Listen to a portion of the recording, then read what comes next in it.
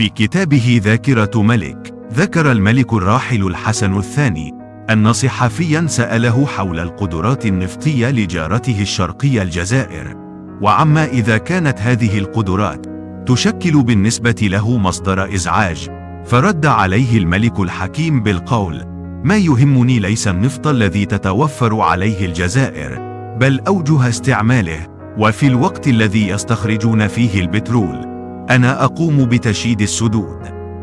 وزاد الحسن الثاني في معرض رده على سؤال الصحافي: إنني أعرف أن بعض العسكريين الجزائريين يقولون شامتين ويتهامسون عني بسخرية،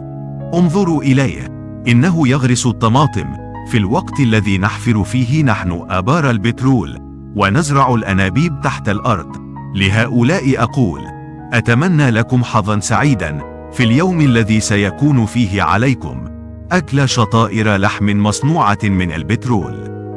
وتابع الملك الراحل حديثه بهذا الخصوص: ها هي الأحداث شاهدة على ما أقول في قرارة نفسي، والحمد لله، ليس كتلك السيدة التي تحتاج إلى تجميل لتبدو أكثر جمالا، فالتاريخ يبقى دوما هو التاريخ، وهو يظهر الاقتصاد الموجه بصرامة كما يجب،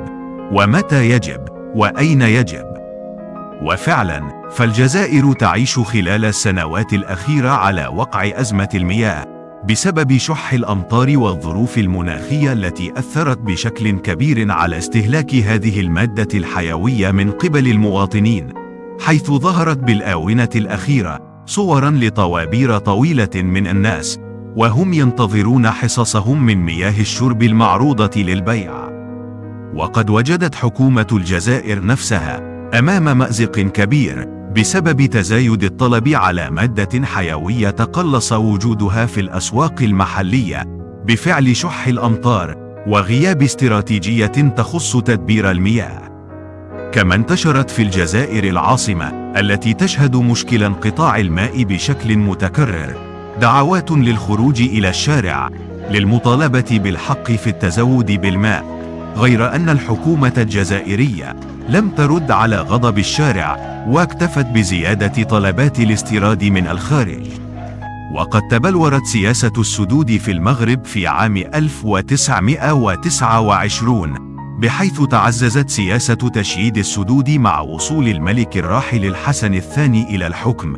ببناء سدود كبيرة، إذ حسب الإحصائيات فإن المغرب يتوفر عن ما لا يقل عن 149 سدا، وتغطي هذه السدود كامل ربوع البلاد من شمالها إلى جنوبها ومن شرقها إلى غربها.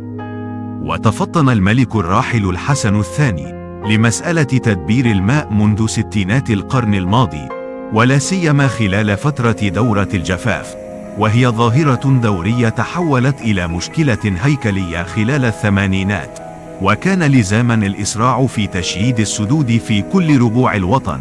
للاستفادة من مياه الأمطار.